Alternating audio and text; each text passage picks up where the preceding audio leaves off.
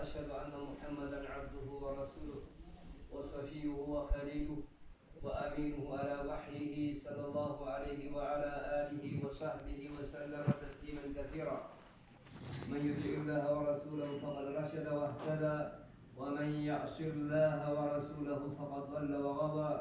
أما بعد فإن خير الحديث كتاب الله وخير الهدي هدي محمد صلى الله عليه وآله وسلم وشر الأمور محدثاتها وكل محدثة بدعة وكل بدعة ضلالة وكل ضلالة في النار. اللهم صل على محمد وعلى آل محمد كما صليت على إبراهيم وعلى آل إبراهيم إنك حميد مجيد. اللهم بارك على محمد وعلى آل محمد كما باركت على إبراهيم وعلى آل إبراهيم إنك حميد مجيد. أعوذ بالله من الشيطان الرجيم. يا أيها الذين آمنوا اتقوا الله حق تقاته ولا تموتن إلا وأنتم مسلمون. يا أيها الناس اتقوا ربكم الذي خلقكم من نفس واحدة وخلق منها زوجها وبث منهما رجالا كثيرا ونساء واتقوا الله الذي تساءلون به والأرحام إن الله كان عليكم رقيبا. يا أيها الذين آمنوا اتقوا الله وقولوا قولا سديدا يصلح لكم أعمالكم ويغفر لكم ذنوبكم ومن يطع الله ورسوله فقد فاز فوزا عظيما. سبحانك لا علم لنا إلا ما علمتنا إنك أنت العليم الحكيم. اللهم انفعنا بما علمتنا وعلمنا ما ينفعنا وزدنا علما. رب اشرح لي صدري ويسر لي أمري واحلل عقدة من لساني يفقه قولي. أعوذ بالله من الشيطان الرجيم. فقلت استغفروا ربكم إنه كان غفارا يرسل السماء عليكم مدرارا ويمددكم بأموال وبنين ويجعل لكم جنات ويجعل لكم أنهارا ما لكم لا ترجون لله وقارا. وقال النبي عليه الصلاة والسلام من لزم الاستغفار جعل الله له من كل ضيق مخرجا ومن كل هم فرجا ورزقه من حيث لا يحتسب. ہر قسم کی تعریف تمجید تحمید بڑائی بزرگی اللہ وحدہ لا شریک کے لائق اور سزاوار ہے، جس نے کائنات کا ذرہ ذرہ بنایا اور اس کائنات کے اندر بسنے والی تمام مخلوقات کے لیے اس رب العالمین نے روزی کا بندوبست فرمایا۔ اس کے بعد انگن لامحدود بے شمار درود و سلام ہو اس ہستی اقدس مقدس پر کہ جن کا نام نامی اسم گرامی حضرت محمد رسول اللہ صلی اللہ علیہ وآلہ وسلم ہے، جن کے ذریعے سے اللہ رب العزت نے سکان کائنات کو کائنات کے اندر بچتی ہوئی انسانیت کو صراط مستقیم پر گامزن فرمایا اور بری بسری انسانیت کو ہدایت جیسی روشنی عطا فرمائی۔ محترم سامعین، آج کے اس خطبہ جمعہ المبارکہ میں سورہ نوح کی چند آیات کریمات تلاوت کی گئی ہے۔ ان آیات میں اللہ رب العزت نے اپنے جلیل و قدر برگزیدہ ایک پیغمبر ہے نوح علیہ السلام، جن کو رب العالمین نے بہت بڑی فضیلت دے رکھی ہے۔ نوح علیہ السلام انبیاء علیہ السلام میں سب سے پہلا رسول ہے۔ اس کائنات کے اندر رسولوں کی ابتدا نوح علیہ السلام سے ہوتی ہے۔ آدم علیہ السلام اس کائنات کا پہلا نبی ہے۔ نبی اور رسول میں تھوڑا فرق ہے۔ ہر رسول نبی ہو سکتا ہے لیکن ہر نبی رسول نہیں ہو سکتا۔ تو آدم علیہ السلام نبی تھا، رسول نہیں تھا۔ اور رسول اس وقت شروع ہوا نوح علیہ السلام سے. آپ انبیاء اور رسول میں سے پہلا رسول ہے. آپ کی تبلیغ، آپ کی دعوت بہت عرصے تک چلی، جس کو قرآن مجید میں اللہ تبارک و تعالیٰ نے 950 سال آپ نے اپنی قوم کو راہ راست پہ لانے کی کوشش کی، بہت ہی انتھک محنت کی، جس کو اللہ رب العزت نے قرآن مجید میں انی دعوت قومی لیلا ونہارا فلم یزدہم دعائی الا فرارا. میں نے اپنی قوم کو اللہ تعالیٰ کی توحید کی طرف دعوت دینے کے لیے دن رات کا کوئی حصہ میں نے نہیں چھوڑا. ہر وقت میں نے کوشش کی کہ اپنے قوم کو اللہ تعالیٰ کی توحید کی طرف بلاؤں، بتوں کی پوجا سے ان کو بچاؤں. میری دعوت ان کو صرف نفرت کے سوا کچھ کام نہیں دی. جتنی میں نے محنت کی، دعوت کی، اتنا ہی وہ اللہ تعالیٰ کی توحید سے دور چلے گئے. یہ ان کے قسمت میں بدبختی لکھی ہوئی تھی. اس کے مطلب یہ ہرگز نہیں کہ نوح علیہ السلام اپنی دعوت میں ناکام ہے.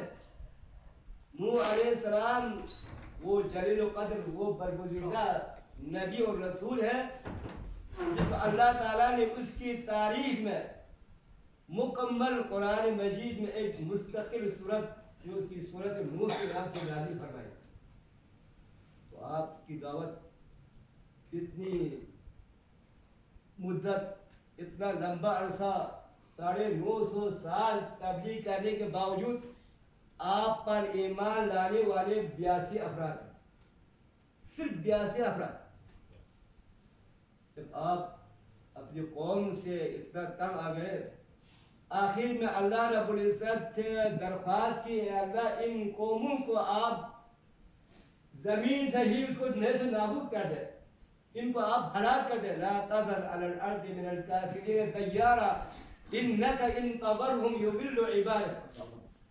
ان کافروں کا آپ ایک گرانہ بھی نہیں چھوڑنا، سب کو آپ تباہ برباد کر دیں. اللہ تعالیٰ کا کرنا دیکھو.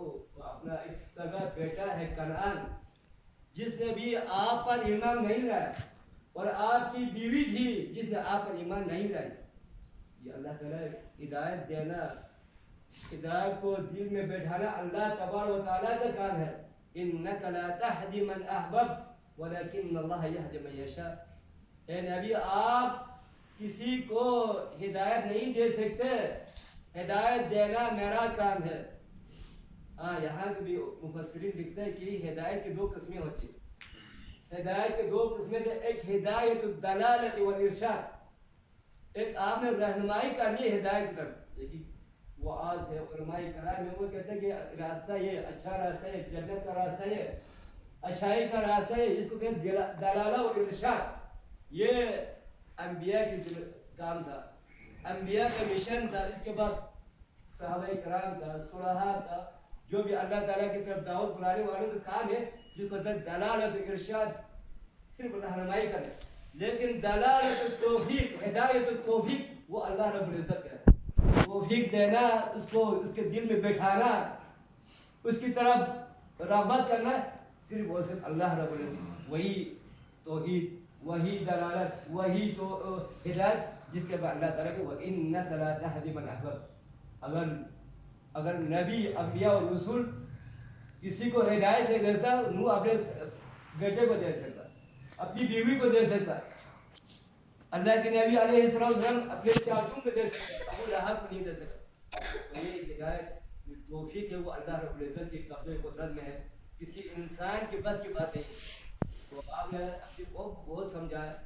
ان نصیحت میں سے، ان نصائی میں سے، نوح علیہ السلام کی قیمتی نصیحتوں میں سے ایک نصیحت استغفار کرنے کے بعد.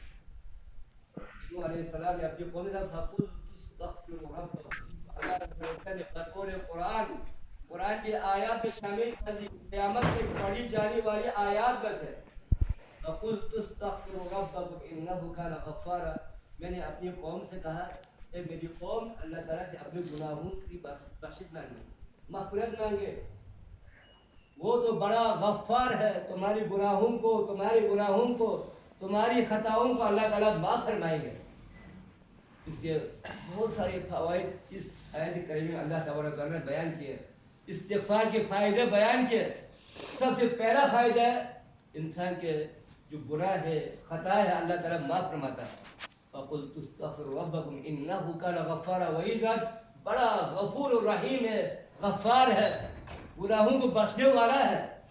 دوسرا فائدہ یرسل السماء علیکم مدرارا، تمہاری استغفار کی وجہ سے اللہ رب العزت آسمان سے بارش برسائے گا، برسات برسائے گا۔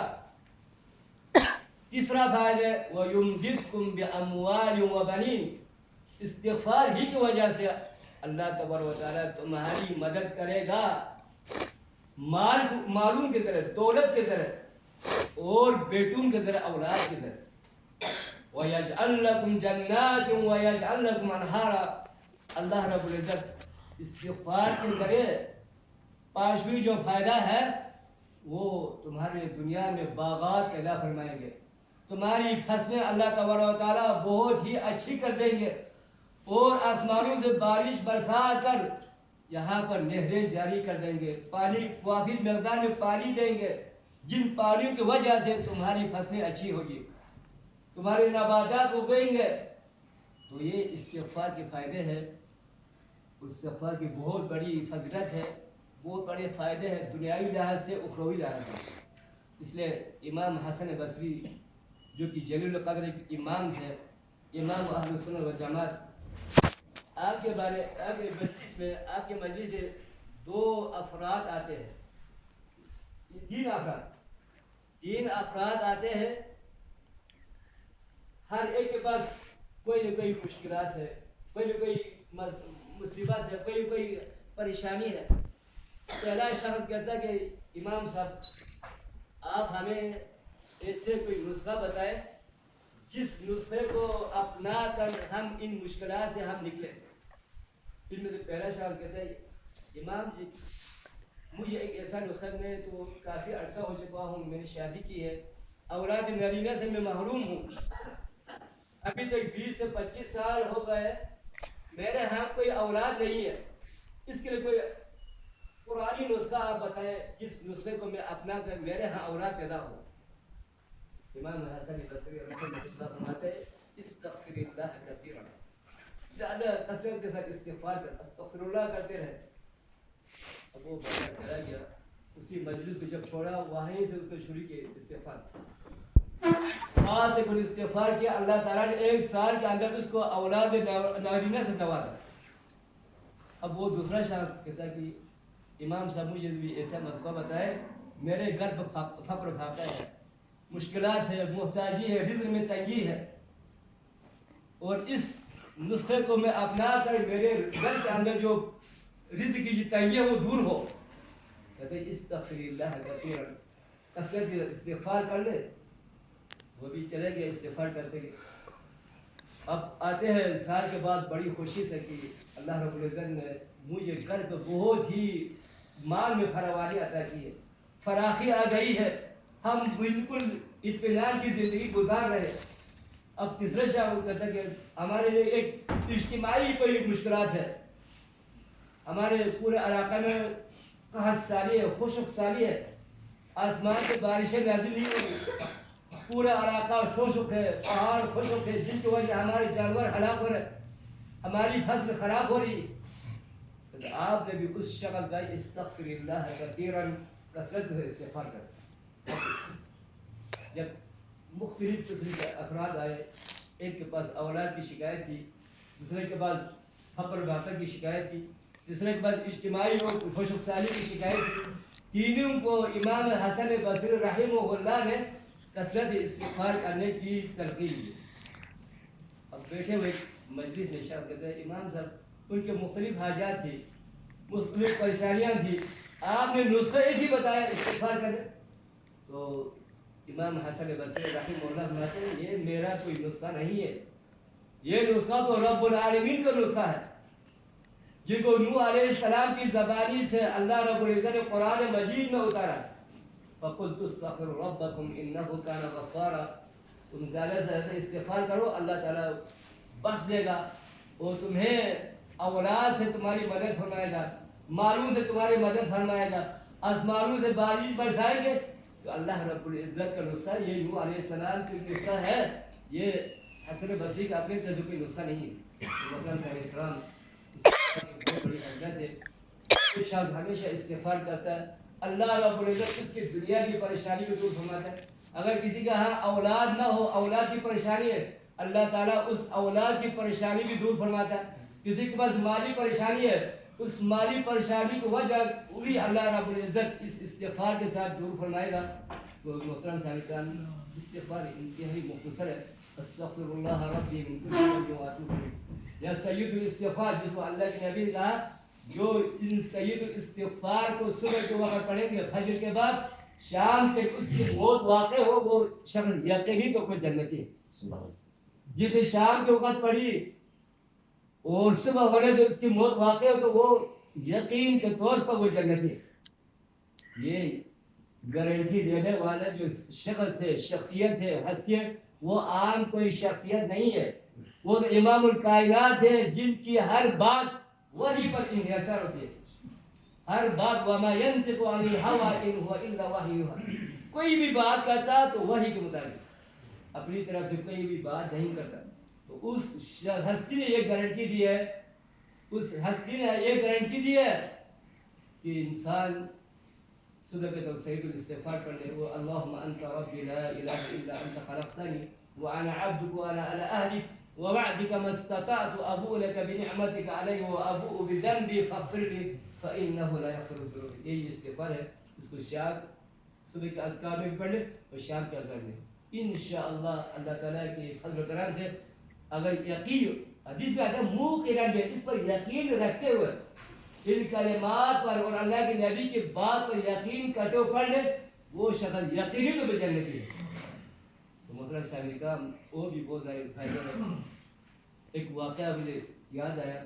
امام احمد بن حنبل سنے ہیں، امام اہل سنت والجماعت، بہت بڑے محدث، بہت بڑے زاہد اور عابد اور ائمہ اربعہ میں سے ایک جلیل القدر امام ہے امام احمد بن حنبل، جو کہ حنبلی ایک مذہب ہے، انہی کے منسوب ہے. آپ کے پاس ایک کتاب ہے حدیث کی، بہت عظیم حدیث ہے مسند امام احمد، جو کہ 40 جلدوں پر مشتمل ہے. آپ کسی دن بغداد سے، آپ بغدادی تھے، عراقی، امام بغداد کہا جاتا ہے. آپ سردیوں کے موسم میں دوسرے علاقوں میں دعوت تبلیغ کے لیے جایا کرتے تھے. اب سردی کا موسم تھا، آپ کسی جگہ پر دعوت کے لیے چلے گئے تبلیغ کرنے کے لیے. وہاں کسی مسجد میں آپ نماز عشاء پڑھنے کے لیے چلے گئے. علاقہ بھی بہت ٹھنڈا تھا، موسم بھی بہت ٹھنڈا تھا، اور رات کا وقت تھا. عشاء کی نماز پڑھی آپ. کسی نمازی کو اہل علاقہ والے نہیں جانتے یہ امام احمد بن حنبل ہے، وہ خود بھی اظہار نہیں کرتا تھا میں امام احمد بن حنبل ہوں. یہ علماء کا تواضع، ان اوقات کے امام کا جو ائمہ حدیث کی تواضع تھا. ورنہ اگر ہم ہوتے کہ ہم کہتے یار میں فلان ہوں فلان ہوں، نہیں. یہ مسجد میں پڑھی آپ، مقتدی میں امام کی نماز پڑھی. اب جب عشاء کی نماز ختم ہو گئی تو آپ اس علاقے میں مسافر تھا، سفر کی حالت میں تھا. آپ جب سب نمازی چلے گئے تو آپ مسجد میں بیٹھ گئے. تو وہاں مسجد جو مؤذن تھا یا خادم تھا کہا کہ مسافر نکل جائے، یہاں پر کسی کو رات گزارنے کی اجازت نہیں ہے ہمارے انتظامیہ کی طرف سے. کہتا ہے میں دور سے آیا ہوں، میں مسافر ہوں، یہاں میں کوئی کسی کو نہیں جانتا، خدا کے واسطے مجھے صرف 4 سے 5 گھنٹہ رات گزارنے کا موقع دیجیے، میں یہیں ٹھہر جاتا ہوں. کہتے ہیں کہ ابھی تک نہیں کہا میں امام احمد بن حنبل ہوں. نہیں یہاں کسی کو اجازت نہیں، آپ باہر نہیں چلے. وہ کہا چلو میں برآمدے میں سوتا ہوں، آپ مسجد میں نہیں سوتے. لیکن یہاں بھی نہیں. اس ایک جفاکش آدمی تھا، انتہائی خطرناک بے رحم، اس نے اس کے ہاتھوں کو کھینچ کر باہر راستے میں پھینک دیا. اتنے میں ایک نمازی تھا، جو کہ تنور پر کام کرتا تھا، تنوری روٹی پکاتے تنور. جب اس نے یہ حالت دیکھی یار اس مسافر کے ساتھ اس بدبخت نے کتنا ہی ظلم کیا، کم کم مسجد میں ٹھہرے رہتے ہیں صبح فجر تک. چلو آپ میرے ساتھ جاؤ تنور پہ چلے جاتے، وہاں پہ گرم ہے، آگ جلائی ہوئی ہے، ہاں ہم آپ کو مہمانی کریں گے. تو خوشی سے چلے گئے تنور پر. ٹھیک ہے آپ تو تنور ہے تو جب تنور پر جب وہ بیٹھا، وہ تنوری اتنا اللہ کا نیک بندہ تھا، جب بھی وہ آٹا گونتا تو استغفر اللہ ربی من کل ذنب واتوب. جب روٹی تنور پر لگاتا تو استغفر اللہ ربی من کل ذنب واتوب. تنور سے روٹی نکالتا استغفر اللہ ربی من کل ذنب. ہر آن ہر وقت اس کی زبان پر استغفار کا ورد، استغفر اللہ استغفر اللہ. امام بن احمد بن حنبل انتہائی متعجب ہو کر دیتا رہا. میں نے اپنی زندگی میں کافی عرصہ میں گزر چکا ہوں، بغداد میں مختلف علاقوں میں، بہت سارے علاقوں میں